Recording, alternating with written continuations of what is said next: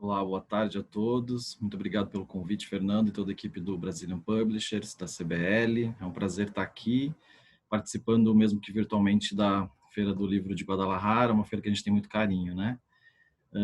E é uma honra poder estar aqui também falando com essas pessoas que são muito importantes e relacionadas ao tema, né? Que o nosso tema é representatividade e diversidade nas ilustrações de livros infantis.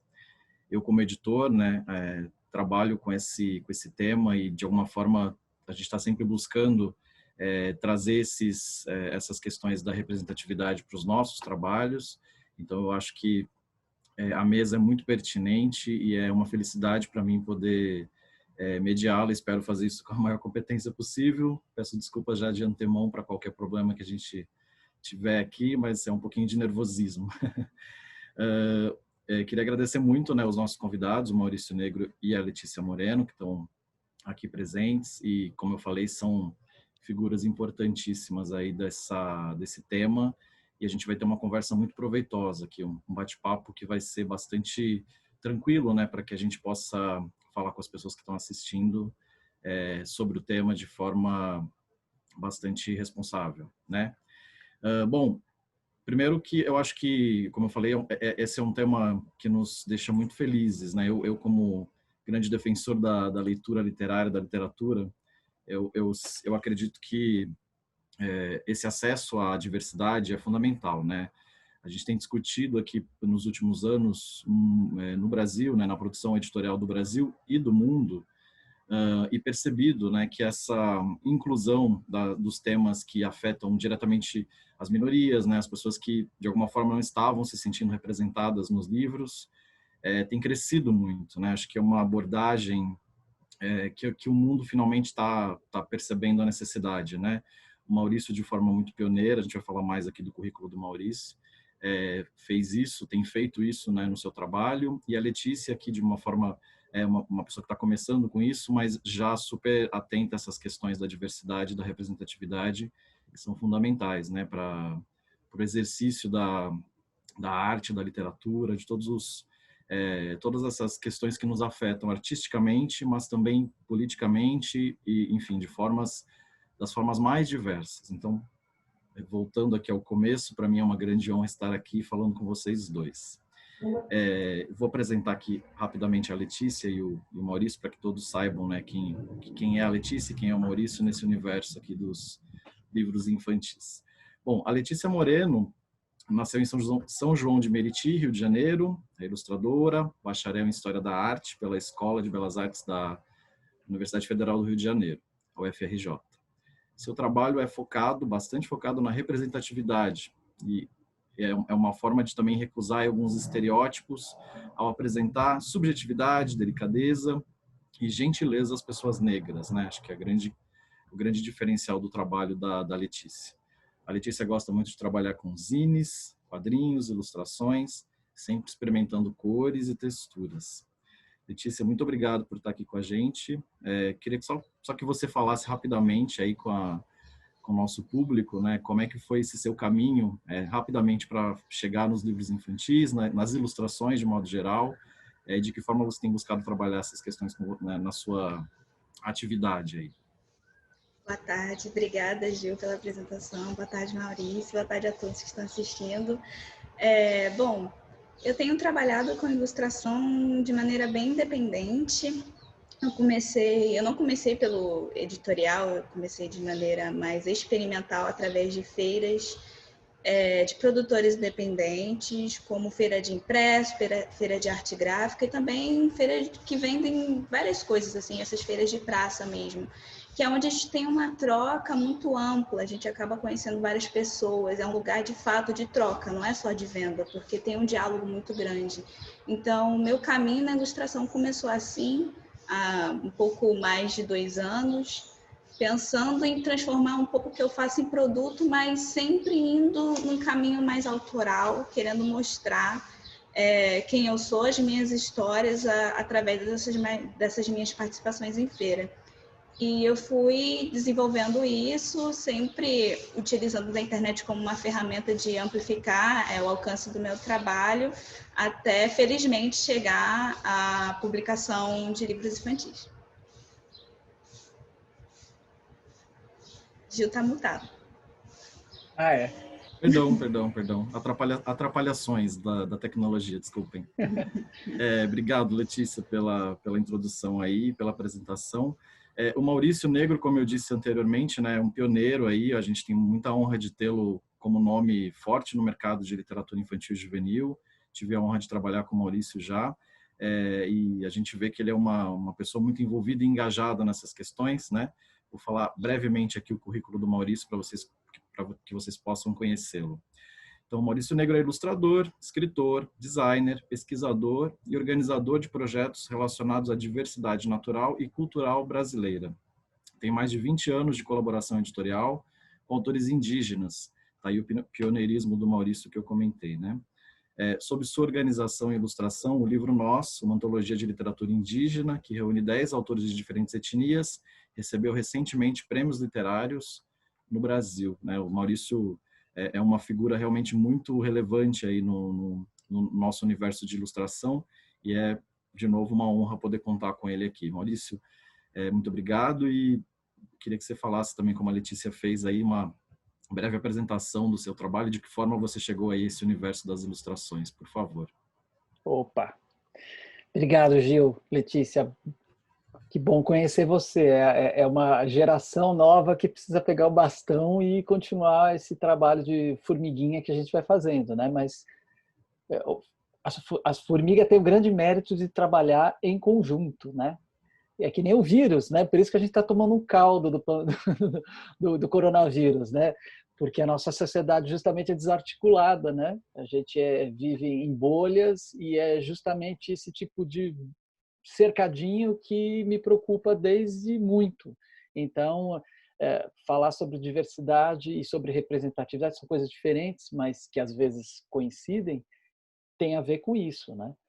Então, eu fui um garoto normal, assim, que gostava de desenhar como toda criança e, por sorte, meus pais não me impediram.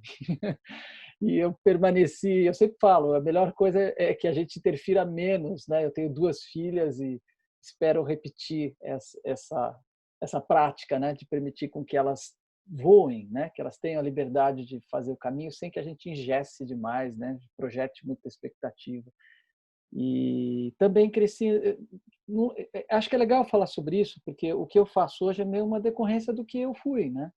Uma criança que viveu boa parte do tempo numa área rural, assim, de mata, com bicho, com planta, com nascente, e com as pessoas que viviam ali, né? Desde escoteiros que acampavam, até os descendentes daqueles que foram escravizados e que trabalhavam, que era uma fazenda que produzia cana, tal. Até mesmo os colonos japoneses que também chegaram depois, né, e também se fixaram ali na região de Cotia, entre Cotia e Itapevi, então tem uma zona agrícola, né? E também as pessoas que estavam lá para as casas de veraneio, né, que vinham passar férias e tudo. Então cada um com um contorno particular, com uma necessidade particular. E eu, durante anos, o meu encanto era ficar no meio da mata, embrenhado lá, mesmo sozinho. Para mim, a grande diversão era observar a relação daquele ambiente de uma coisa com a outra. Então, eu não só me encantava com as texturas, com as cores, com os cheiros, com os ruídos, que são muitos, né? A Mata Atlântica é muito biodiversa, tal, mas também com a relação que cada coisa tinha com a outra, né? Então, isso era um fascínio para mim, e eu acho que até hoje o meu olhar, a minha sensibilidade de artista tem a ver com isso. Tem a ver com isso. Eu acho que tudo é encadeado, né? Por isso que eu gosto das questões cíclicas, né? Tudo que tem volta, né? Eu gosto do raciocínio que se completa e que gira, né? Como a própria natureza é, né? E por isso que eu sofro com a linearidade, né, da sociedade dominante que a gente consagrou, né, E durante muito tempo eu desenhava mais bichos e plantas do que gente, até porque eu não conseguia ainda sacar qual era a nossa, né? Eu falei, poxa, é tudo tão perfeito, por que a gente destoa tanto, né? Então o mundo dos adultos era uma coisa meio assustadora até, apesar de eu amar minha família, não ter problema nenhum, mas é que eu olhava e falava, pô, mas tem coisas que não encaixam aí. Hoje tudo faz sentido, quando eu olho em flashback, você começa a lembrar daquilo que era preocupação e que hoje eu tento resolver pelo menos pelos caminhos da arte, da literatura, da ilustração, tal. Aí eu entendo para que serve esse negócio que chama arte, né? Que é justamente dar sentido para as coisas que na vida não tem sentido, para tudo que aqui a gente vive como autômatos, né? Mecanicamente, né? Acorda, faz isso, faz aquilo, tal. A gente dá sentido para essas coisas todas, para todos, não só para nós mesmos, né? Basicamente é isso que me leva para esse lugar onde eu estou e que a Letícia está comigo aí também. Que bacana, é muito forte essa relação, né, Maurício? Acho que para a Letícia também, da gente trazer para como missão, digamos, nessa. É óbvio que isso é uma profissão muito importante, né? Ser ilustrador de livros, autor de livros, mas para além do profissional tem essa vivência mesmo que a gente tenta imprimir, né? Vocês como artistas tentam imprimir essa leitura de mundo, né? Eu acho fantástico.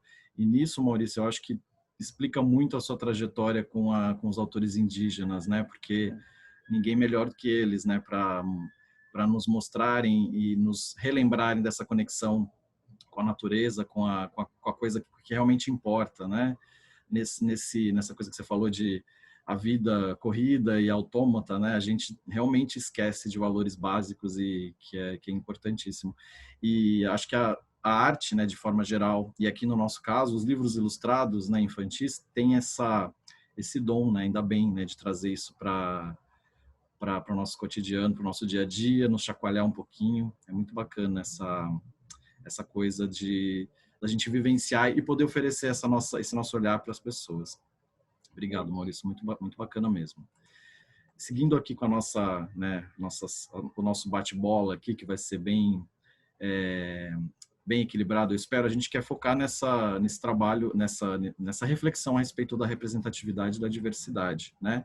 Eu queria relembrar, né, que todo mundo que está acompanhando aqui, muito obrigado a todos que estão aí acompanhando, aliás, que vocês podem fazer perguntas, mandar perguntas para nós, que podem ser depois selecionadas e feitas aos autores aqui presentes, né?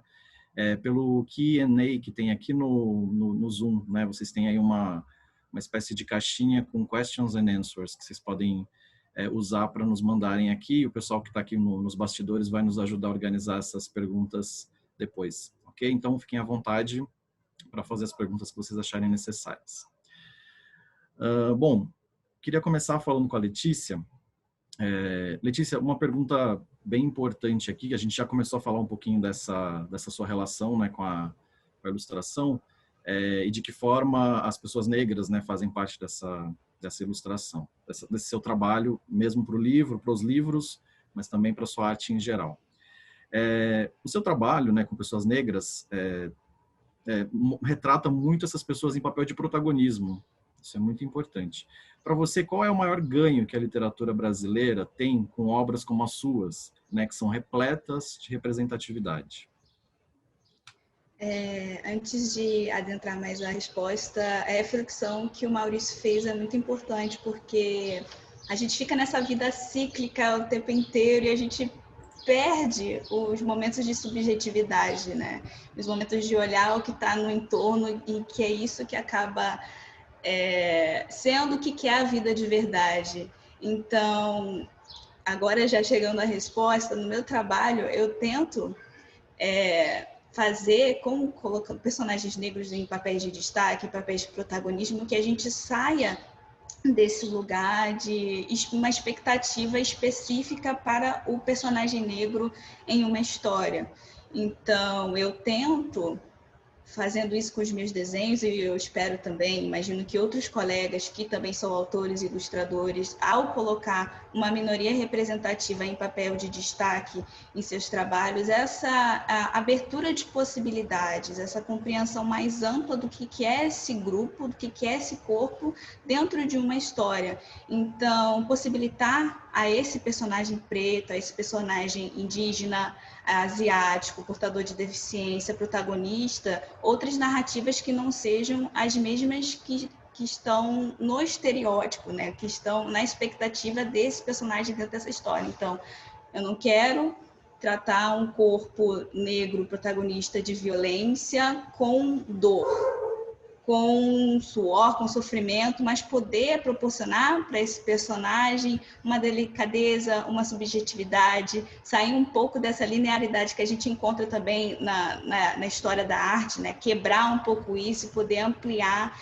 e potencializar outras formas de poder contar histórias e outras formas de entender quem é esse corpo no mundo, seja na ficção, na fantasia, em histórias que são reais, e independente da mídia que seja, e podendo fazer isso através da ilustração, dos quadrinhos, eu acho que é uma boa contribuição.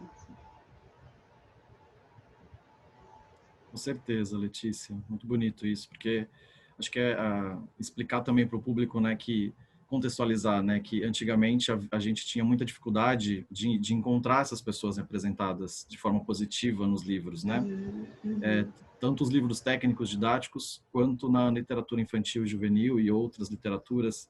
Então a gente tem visto aí esse empenho que já está muito atrasado, né? E um parabéns gigante para você por levantar essa bandeira aí. Acho que com todos os artistas que estão conscientes com essa dívida, né? A gente precisa realmente resgatar e trazer isso à luz, né? Que as pessoas reflitam o quanto isso impacta no nosso dia a dia, na nossa evolução, né? Como seres humanos, né? Enfim, então muito muito bacana mesmo. Agora, Letícia, aproveitando o gancho também, você de alguma forma, né? Você está, pelo menos nesse trabalho, né? Que você fez para a Editora do Brasil recentemente, com muito orgulho. Obrigado por esse trabalho lindo, o livro do Otávio Júnior. Você aborda temáticas, né, acaba abordando temáticas adultas em livros infantis, né? No caso, violência policial e outras questões relacionadas à violência que acometem as crianças, né? Mas você faz isso com desenhos sensíveis e tocantes, né? Explica pra gente como é esse processo de criar desenhos que implicitamente são violentos, né, para as crianças. De que forma eu vou trazer essa questão da violência do morro, por exemplo, as comunidades do Rio de Janeiro, né, as favelas do Rio de Janeiro, de que forma eu vou conseguir retratar isso, né, com sensibilidade, né? E como você conseguiu chegar aí nesse trabalho, numa abordagem que seja compreendida por esse público infantil, né? A gente precisa também garantir que essa mensagem, que o livro traz, seja compreendido. Como é que você faz isso? Eu acho que é muito inocente pensar que as crianças estão desatentas a qualquer informação, a qualquer coisa que está ao redor delas, né? Então, falar sobre esses assuntos mais pesados, mais sérios, é muito importante porque tem que ser comunicado, pois quando a gente chega na fase adulta já é muito difícil de lidar, mesmo tendo passado por várias coisas e ter lido e vivenciado, é muito difícil lidar com a violência. Então, quanto mais cedo a gente puder conversar de maneira sincera e empática com as crianças, eu acho melhor.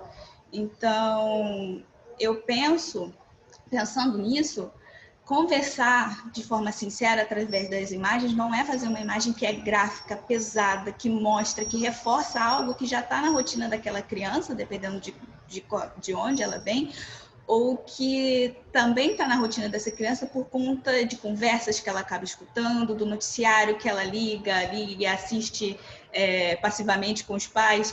Então, a minha estratégia, através das ilustrações, inclusive para o livro da autoria do Otávio Júnior e está na Editora do Brasil, é tentar fazer isso evitando esse caminho mais gráfico, esse caminho mais marcante, porque as imagens são muito poderosas, a gente não pode negligenciar o poder delas. Então, se eu tenho a oportunidade de comunicar isso de uma maneira um pouco mais sensível, perdão, mais calma, poder trazer essa mensagem, mostrando um lado da criança que é a personagem do livro, da criança que sensibiliza, que ela também é empática, que ela percebe o que está acontecendo, porque é isso que acontece. As coisas não são simplesmente, a criança não vai entender o que aconteceu, a criança não vai entender uma perda, vamos privar ela disso.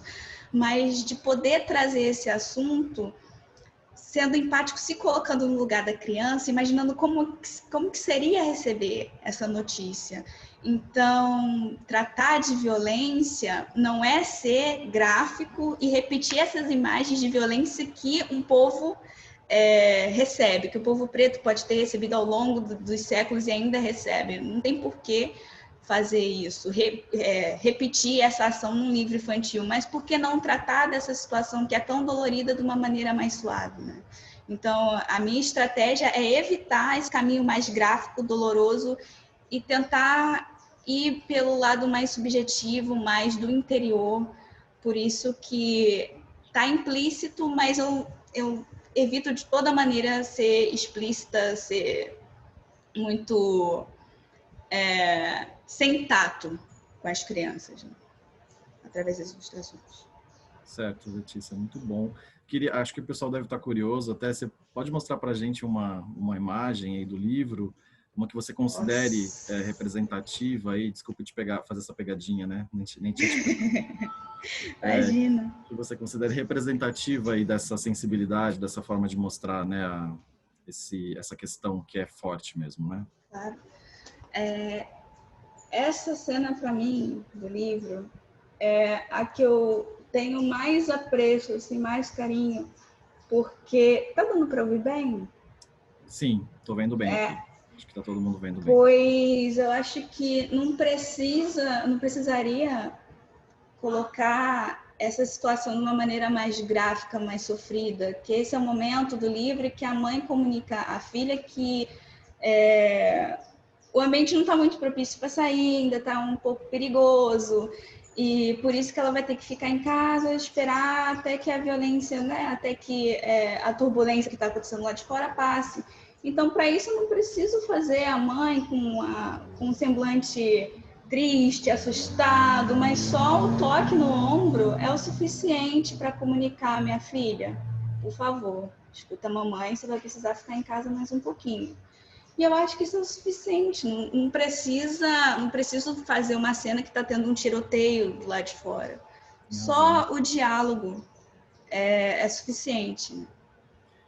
É uma cena linda mesmo, e ver essa representatividade, né, da mãe negra com a filha, mulheres negras numa página, né, eu acho também, justamente desse ponto que a gente está falando, né, quantas mulheres e crianças negras se reconhecem nessa cena, se veem aí representadas.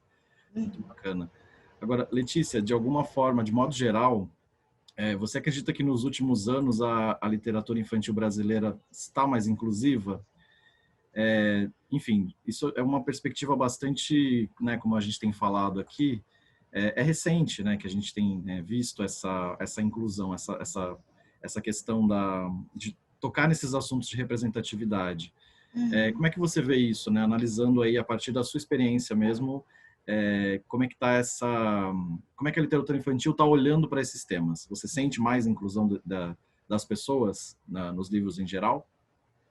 Eu sinto que existe uma preocupação de não manter essa narrativa que tem sempre o mesmo tipo de personagem como protagonista, e quando tem um personagem que é negro ou um personagem que é asiático, um deficiente, ele está sempre no segundo plano e não tem tanta importância assim para a história. Então eu vejo sim, de fato, uma preocupação de fazer uma literatura infantil, uma literatura brasileira mais inclusiva, porém eu espero que essa preocupação não seja apenas para cumprir uma falta, como se fosse carimbar, ok, vou fazer esse livro com personagem negro, pronto, acabou. Mas que isso pense, assim como eu falei no início, de amplificar as possibilidades de colocar esse personagem em lugar de destaque, de entender que fazer um livro com personagem negro não é justamente e unicamente para tratar desses assuntos mais pesados e de assuntos única e exclusivamente sobre autoestima, que eu observo que tem sempre muitos livros sobre autoestima, sobre gostar e reconhecer a sua pele, gostar e reconhecer seu cabelo, mas eu acho que esses não podem ser os únicos temas, que a gente pode falar sobre sonhos, pode falar sobre medos, pode falar sobre vontades, pode fazer histórias que sejam inclusivas, mas também colocando esses personagens em diversas situações. E eu acho que a pauta de amplificar as possibilidades de mundo com esses personagens protagonistas é muito importante. Isso tem que ser considerado na hora do autor escrever um livro, do ilustrador colocar um personagem incluído na história.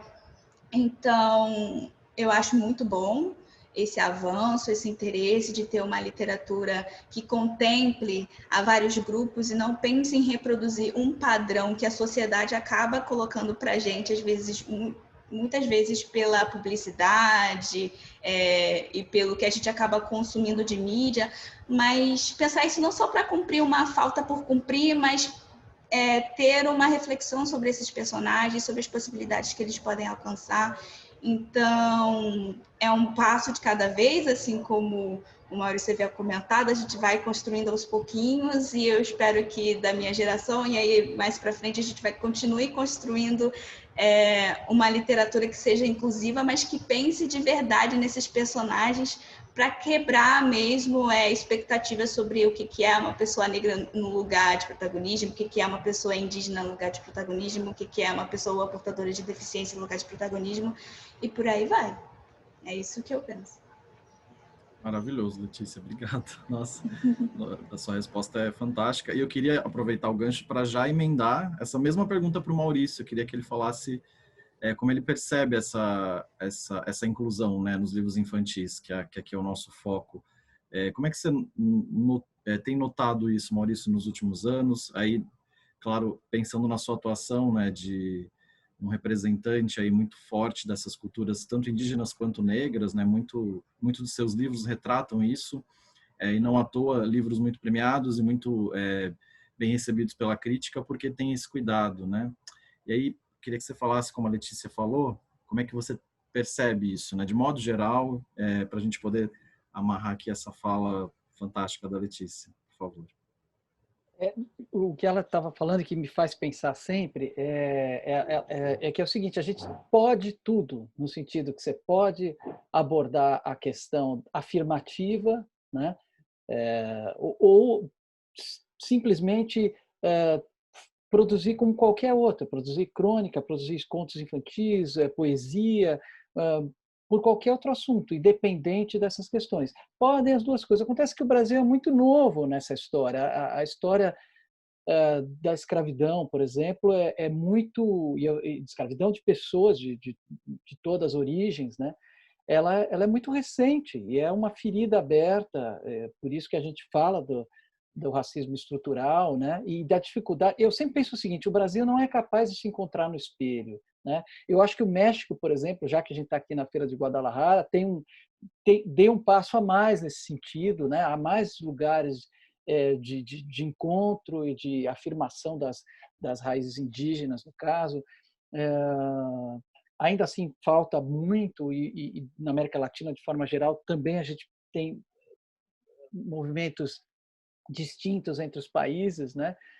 Mas o Brasil, em particular, que é o nosso país, ele está diante do espelho, ele olha para o espelho e vê uma projeção de uma expectativa só, monocromática. Assim como a gente tem essa insistência com os modelos agrícolas e pecuária de grande extensão, né? E até agora não embarcou na agrofloresta como deveria, né? Um país que tem a maior biodiversidade do mundo não usa essa biodiversidade. E aí eu vou dar um dado para vocês que é assustador: 65% dos fármacos, né, dos remédios que a gente consome, vêm de princípios ativos do conhecimento dos povos indígenas. E as pessoas ficam perguntando: ué, mas para que a gente vai falar desses nichos? Né? Por que a gente vai falar da literatura indígena? Por que vai falar da literatura afro-brasileira? Por causa disso. Olha, eu vi uma cena, Letícia, acho que isso ilustra muito bem, é a questão da naturalização. a gente quer falar dessas coisas, mas não quer ter obrigação ao mesmo tempo. Por quê? Quando eu vejo, por exemplo, uma pessoa que comentou, acho que foi num post, eu li recentemente, tinha um Papai Noel negro, né, de barba branca, vestido como tal, com aquela formatação da Coca-Cola, que vocês sabem, o vermelho vem da Coca, né, que tudo é construção. E o comentário dela disse, olha que exagero, né? Tipo, para que forçar uma barra em nome da inclusão? Quer dizer, a pessoa não se dá conta do racismo que carrega, porque, veja bem, por que é tão absurdo, né? Porque não existe nenhuma obrigação do Papai Noel estar caracterizado como um branco europeu da Lapônia, não é problema, ele pode ser quem for, né? Porque ela não para pensar que esse país é majoritariamente negro hoje, né? Se reconhece como tal. Então, talvez fosse forçado ter um Papai Noel branco, seria justamente o contrário, né? Mas ela não se dá conta disso, né? Ele poderia ser indígena de alguma etnia também, tanto faz. Seria o mesmo que esperar de um cineasta como Spike Lee, por exemplo, só dirigir filmes relacionados à questão do racismo, que ele faz magnificamente bem. Mas ele acabou de dirigir no ano passado um espetáculo, um show do David Byrne, né, chamado American Utopia, que não tem nada a ver. Claro, um dos assuntos do projeto do David Byrne é falar das questões contemporâneas, questões climáticas, né, tudo, aquecimento global, o racismo, tudo isso. Mas ele chama o Spike Lee pela liberdade criativa que ele dá e reconhecer o talento. São coisas completamente diferentes ali. Então, assim, eu acho que se a gente tem um país que ainda não se reconhece nessa imagem projetada no espelho, né, que chega a ponto, por exemplo, de um negacionismo no norte no Brasil, não sei se vocês sabem, uma das desqualificações, um dos palavrões utilizados para diminuir uma pessoa é chamar o indivíduo de índio. Você pode chamar todos os outros, o cara se segura. Mas se você falar que ele é índio, aí encrespa. Por quê? Simplesmente porque ali, em particular, tem toda uma história, isso é que justifica, de naturalização do preconceito e de valorização do que é estrangeiro. E até hoje a gente vive isso tolamente, né? E repetido em todos os momentos, mesmo os de violência mais explícita, como esse caso né, da violência na favela, das invasões no morro, aliás, até pela própria efetivo policial e tal, até a violência sutil que está nesses simples comentários assim que se passam, né, inocentes, né? Então, assim, na literatura eu vejo nesse campo um esforço, um empenho de muitas pessoas, e não só da gente, de chamar atenção para essas questões relacionadas às diferenças que nos compõem, né? Que a vida só é maior e mais bela e mais rica, aliás, uma coisa científica, né? A partir da variedade, né? É isso que nos dá o que há de melhor, né? A gente sabe que as populações, por exemplo, muito restritas num certo espaço geográfico, que começam a ter relações de consanguinidade e tal, elas têm problemas. Elas podem, inclusive, se extinguir por causa disso. E o que é mais bonito no Brasil, qualquer um que tenha tido a oportunidade de se afastar daqui e viver fora, vai perceber que a mistura feita num espaço-tempo muito curto é o que nos faz melhor. É lógico que essa celebração da mensagem também cansa um pouco, né? Se a gente ficar só naquela coisa de achar que ela Sim, se ela que ela for só tem... ingênua, se ela for feita exato. de modo ingênuo, acrítico, né? E que não teve violência, não teve... Não, porque a gente Exato, continua negar as mestiçando, violências. mas com que princípio? Para virar um modelo só, mesmo assim? Qual modelo? E aí negar o que não misturou. Então, tudo isso tem um preço e tem... A gente tem que lidar com a ambiguidade que nos compõe, entendeu? Não pode negar. Existe... Por exemplo, quando eu entro para uma roda dessa, né, eu já estou vendo aqui, né, eu não tinha pensado nisso, tá, gente? Eu estou improvisando. Eu percebo que eu entro naquela posição extremamente desfavorável, dizer que eu sou um homem branco, né, na literatura, que é dominância, heteronormativo, então, pô, já entro dando vexame. Né?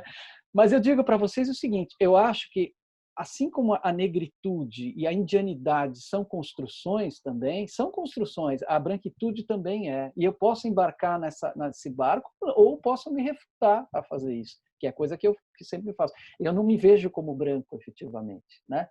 Eu me vejo como um cara misturado, em que tem pitadinhas de tudo, como todos os brasileiros, né? Quando eu falo não me vejo como branco, significa o seguinte: eu não idealizo esse modelo para mim, né? Não é isso que é legal. Eu tenho muito orgulho assim das outras misturas que às vezes não têm sido historicamente valorizadas em nome de uma exaltação das nossas raízes europeias, por exemplo, né? E isso é muito frequente. Eu acho que esse é o exercício que o terceiro mundo pode fazer para fazer um mundo melhor, ou seja, para fazer um segundo mundo, né? Porque o primeiro mundo não é bom. Não. Sempre falo, pô, o segundo mundo é que deve ser legal, porque aí a gente está mais igual, a gente está vivendo igual. Pelo menos ensaiamos e agora estamos fazendo de verdade, né? Exatamente, né? Então, nesse sentido, da naturalização, que eu acho que a literatura e editores sensíveis a essa questão, como o Gil, são muito importantes são muito importantes para poder levar para as pessoas e desafiar, inclusive, as existências, né? Em todos os níveis, essa literatura que discute essas coisas, mas com essa doçura que, por exemplo, a Letícia está falando, né? A gente não precisa reafirmar o horror o tempo todo, mas trabalhar poeticamente, né, a dor. Exato. Muito bom, Maurício. Acho que você já falou bastante sobre isso, mas só para ficar um pouco mais claro aqui, como é que essa questão da cultura indígena, né, acabou invadindo aí o seu trabalho, né? É uma coisa que te identifica bastante, né? Queria que você falasse rapidamente sobre como isso chegou para você como tema, por favor. Gil, eu acho legal falar que às vezes as pessoas não sabem, mas o indígena é aquele que é próprio de um lugar, nascido ali, ou que está muito tempo ali com o seu coletivo e com esse lugar estabelecendo relações de independência mútua, né? De maneira que ele é quase sinônimo do lugar. Ou seja, há povos indígenas vivendo desse modo em todos os lugares da Terra, né? Inclusive na Europa, né?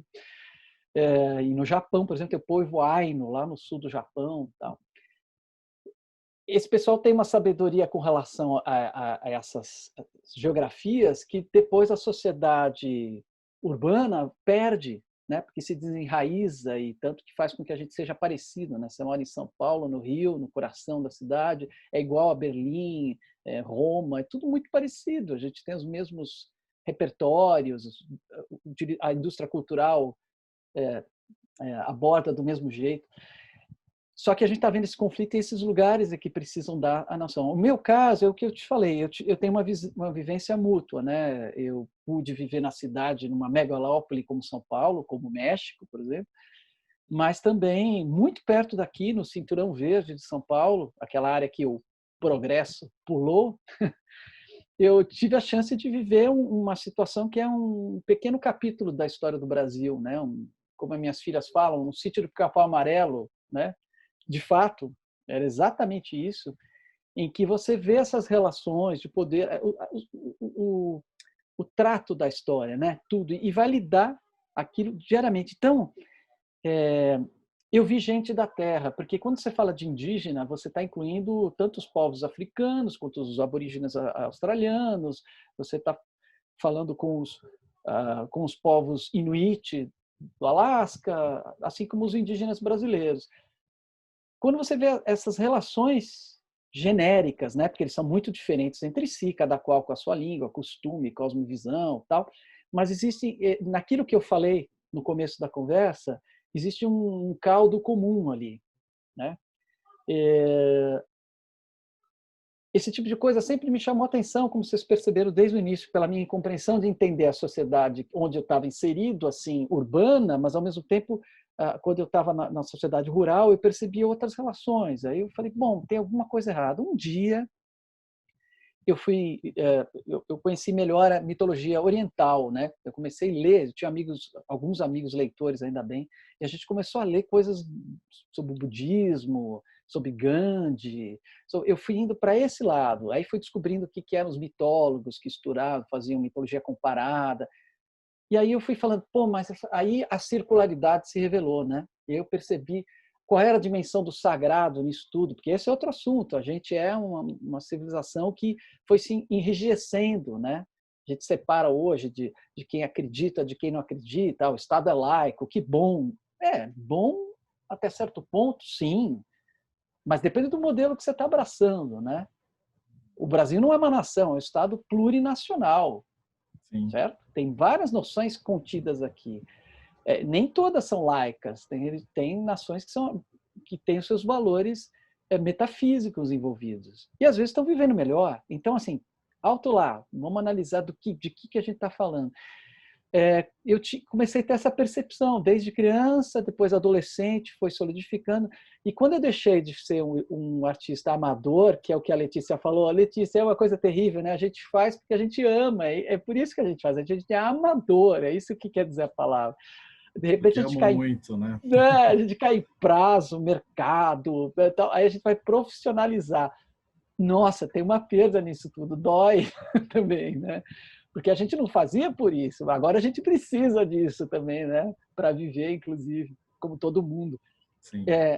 Mas na hora que eu fui entrando nesse universo da literatura, eu tive a chance, por exemplo, de ilustrar o Daniel Munduruku, acho que foi o primeiro título, ou parece que foi ontem, lá no idos dos anos 1990.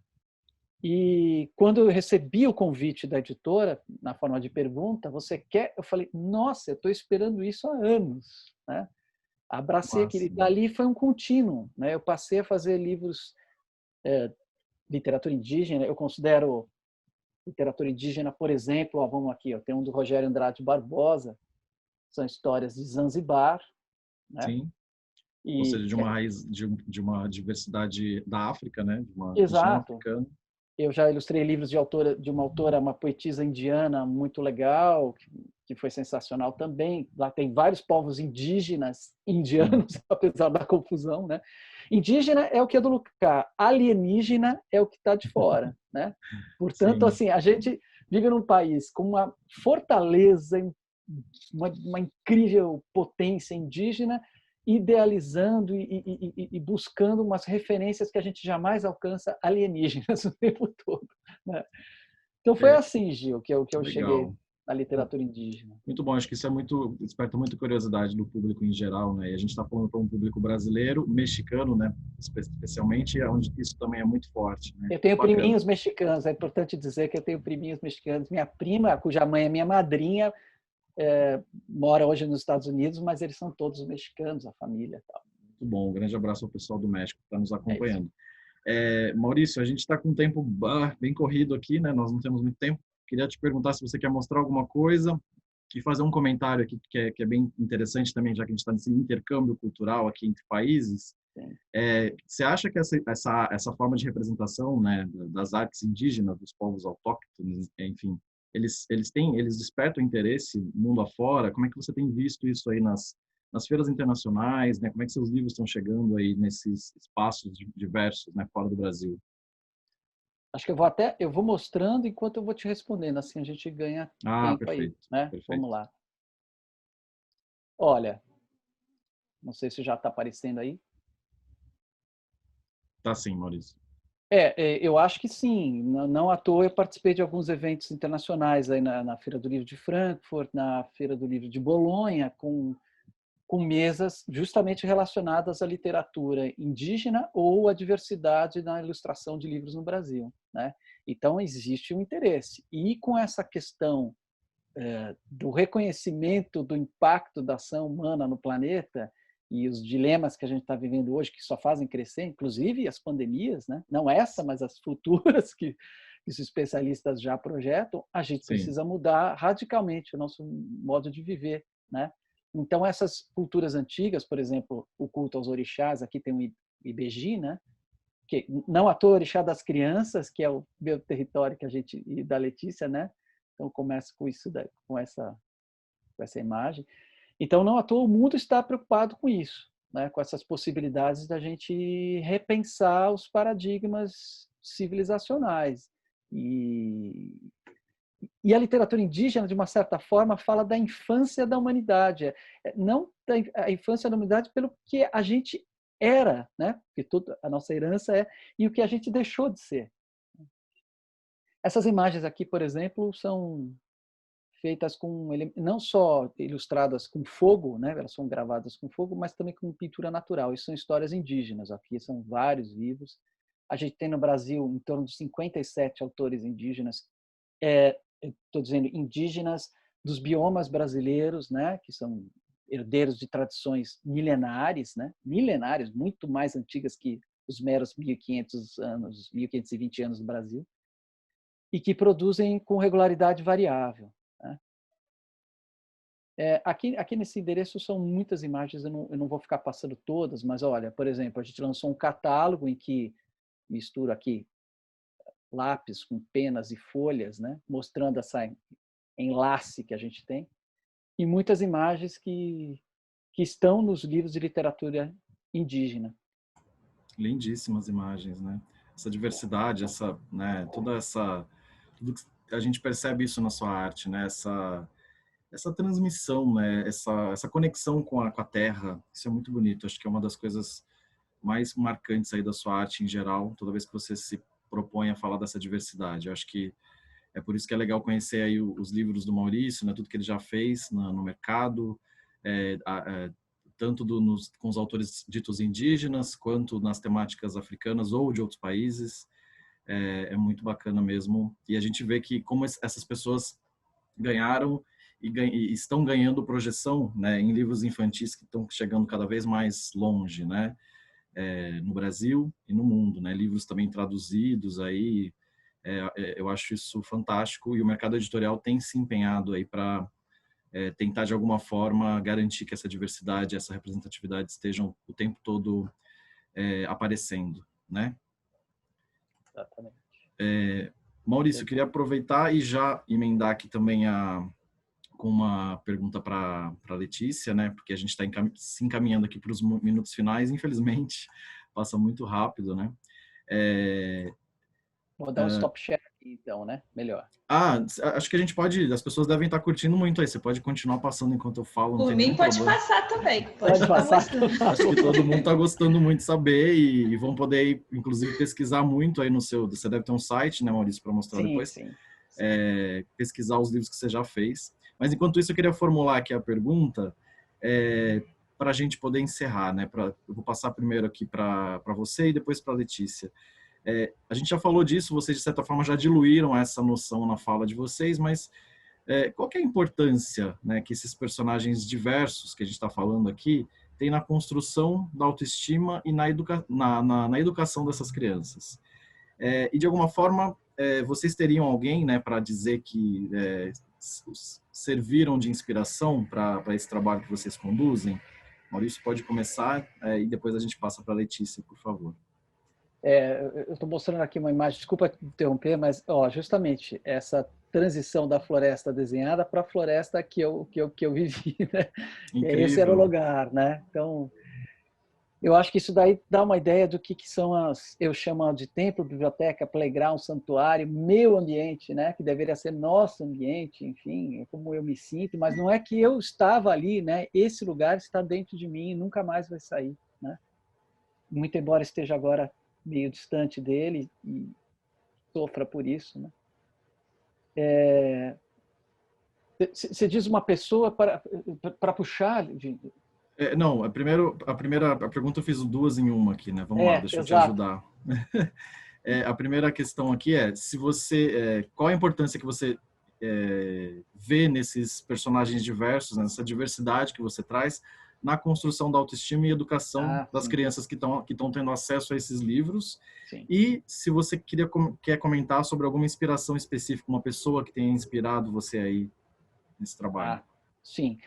Olha, não, eu acho importantíssimo porque é a questão, aí sim, da representatividade, Gil, porque o leitor, até a nossa geração, a nossa, estou sendo boa vontade, a minha geração acho que é anterior à sua, mas digamos assim, mas a mais recente, ele não via aqui no Brasil esses personagens com os quais eles poderiam se identificar diretamente, né? Depois começou a ter histórias específicas em que ele aparece relacionado à questão afirmativa. E a gente espera ver tanto livros assim, quanto livros em que ele simplesmente está lá, né? O personagem pode ser quem for, né? Eu ilustrei, por exemplo, um livro da Rosana Rios, chamada Foi Ele que Escreveu a Ventania, que era uma homenagem dela ao Manuel de Barros. Não existia nenhum indício na história descritivo do menino, e eu fiz o menino negro, né? Também não se falava de orixá, mas eu fiz ele filho de Ansan. Quando você vai ver a história, encaixa perfeitamente. Eu até fiquei receoso, eu falei, nossa, o que a Rosana vai achar do que eu fiz? E não é uma coisa muito cerebral, assim, não foi uma decisão que eu tomei por conta disso, dessa reflexão que a gente está fazendo agora. Agora estamos sendo analíticos, mas quando o artista está funcionando, não tem isso. Você faz o que sente, né? A criação e aí é livre, né? E aí vai encaixando, vai fazendo sentido. Eu falo, tem a coisa da chuva, dos raios, então ele é filho de Ansan. Foi. E aí ela gostou muito a ponto dela mudar o texto em alguns trechos para poder chegar mais próximo da narrativa visual que eu tinha feito também. Ela falou, que ótimo que você fez isso. Eu falei, pois é, né, que loucura, né? Mas nem sei o que é, né? Não sei como é que acontecem essas coisas. Mas eu acho importante, por exemplo, quando se trata de um livro como essa antologia de literatura indígena, que os leitores que possam acessar esse material se sintam representados pelo texto e pelas imagens, sendo quem são, né? Sendo não indígenas ou sendo indígenas desses povos ou de outros povos, né? Então, a minha maior alegria é poder produzir um projeto desse, né? Que eu fui proponente, fui organizador, né? Quase um editor, e também ilustrador. Quando eu vejo o retorno que ele pode dar para as pessoas, entende? Acho que isso eles poderem se ver e se reconhecer ali. É muito difícil, você tem que fazer um exercício de desprendimento. Eu acho que é toda a minha vida o que eu tenho feito o tempo todo. E, Letícia, acho que isso é o mais legal mesmo, é que a gente, como artista, a gente vai se desnudando, sabe? Se é que a trilha é essa, tem gente que está noutra vibe, né? Sim. Mas quem está nessas, assim, a gente vai se desprendendo de tudo aquilo que colaram na gente, né? E que tudo, assim, não quero desenhar como o Walt Disney, com todo respeito ao Walt Disney, que é um grande artista, né? Um empresário ainda maior, mas eu não quero ficar com essa influência no meu cor, eu quero outra coisa para mim. Assim como eu vivi um período na França, que foi muito bom, né? Eu vivi como um estrangeiro, né? Sem recursos, a gente estava com uma mão na frente e outra atrás, então eu vi de verdade o que é viver na periferia de Paris, junto com os imigrantes que estavam lá, argelinos, nigerianos, chineses, pessoal do Laos, o Vietnã, né? Era tudo assim, só que cada um na sua, todos na difusora, sabe? E aí você entender como funciona aquela sociedade de verdade, que é o epicentro irradiador do Ocidente, para a gente entender como funciona isso aqui que a gente está aqui agora, né? Sim. Então, quando eu voltei, eu falei, eu não quero trazer os papéis, arte franceses, os pincéis de pelo mato. Primeiro, que eu não tinha dinheiro para isso mesmo. Segundo, que eu não queria. Eu queria chegar no Brasil e eu vim pensando, eu quero desenhar um tijolo raspado, eu quero usar o pincel de tigre, aquele lápis de construção, tal, que não funciona do jeito que eu ponho para um lado, ele vai para o outro. Eu quero isso aí, eu quero lidar com o que nós somos, com o que eu sou, né? Então, bacana, Maurício. Muito bom. Isso.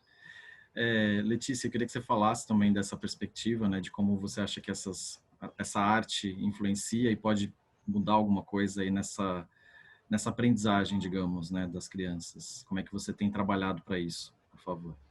Eu concordo muito com a fala do Maurício. Era o que eu tinha pensado para responder também, porque a identificação, não somente pela pauta identitária, mas a identificação, já que nós estamos falando de Brasil, brasilidade, vem a partir disso, porque não existe uma história única, não existe isso. O Brasil é isso aqui, pronto, acabou, uma definição de uma frase, não é.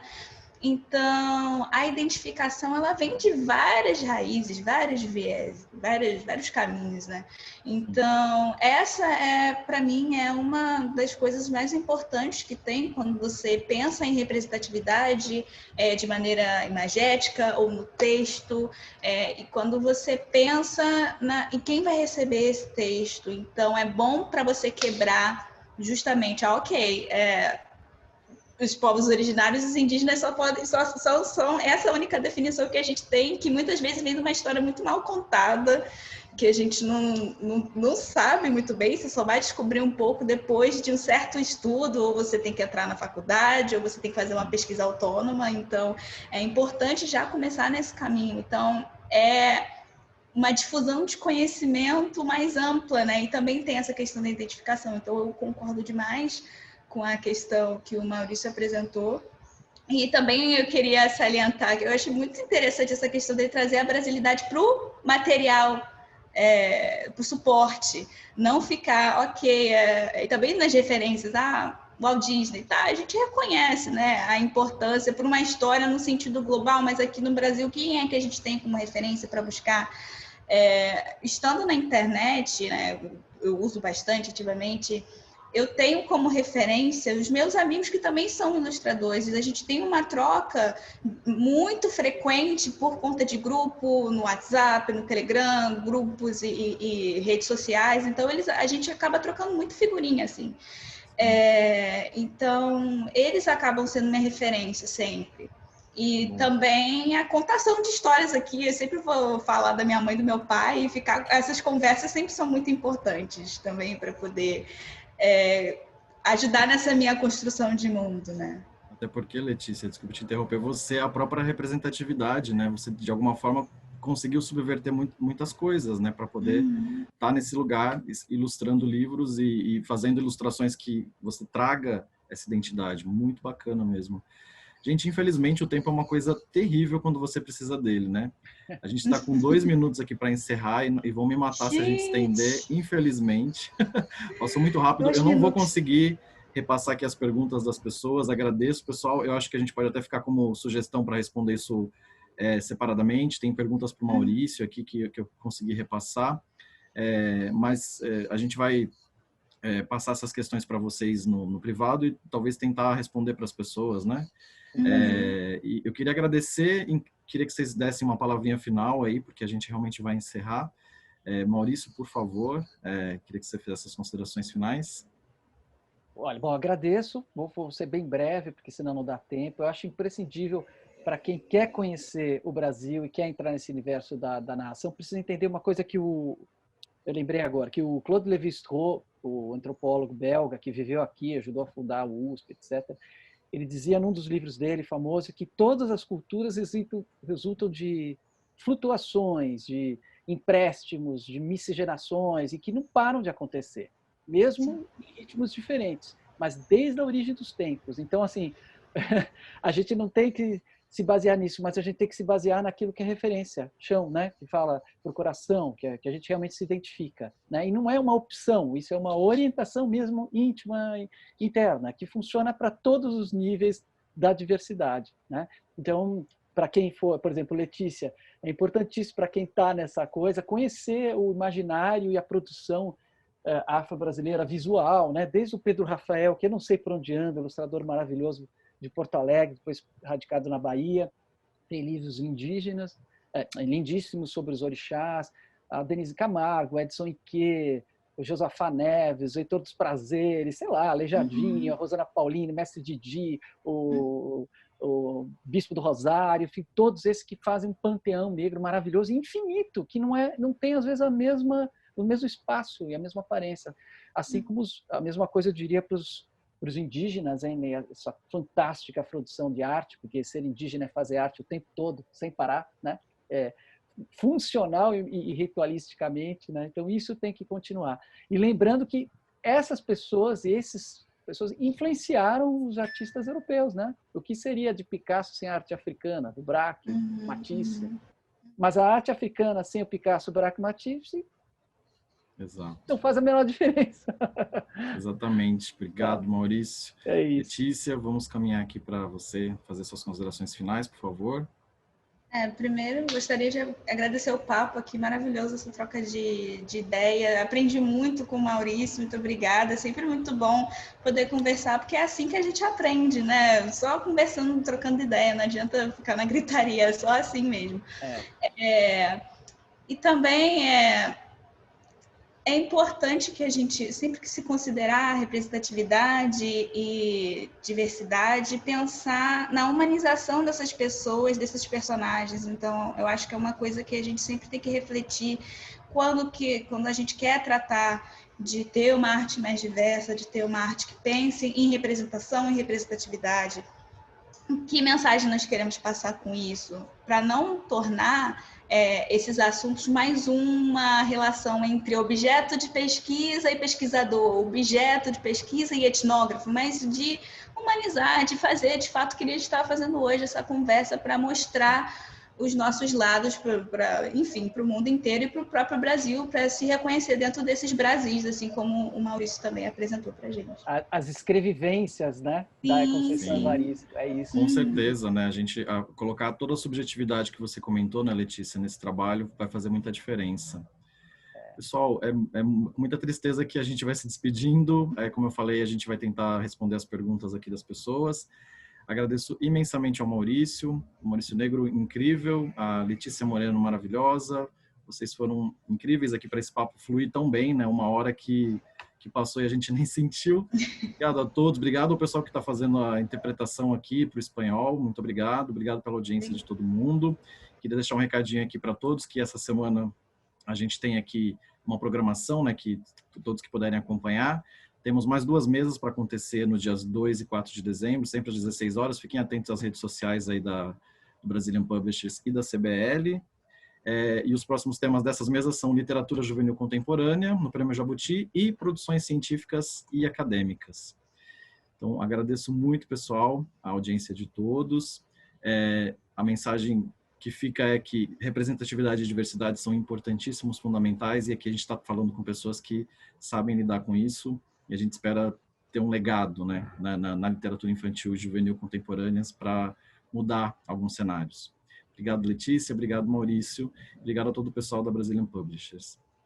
Obrigado, um abraço para todos e até mais. Letícia. Até a próxima. Tchau, tchau.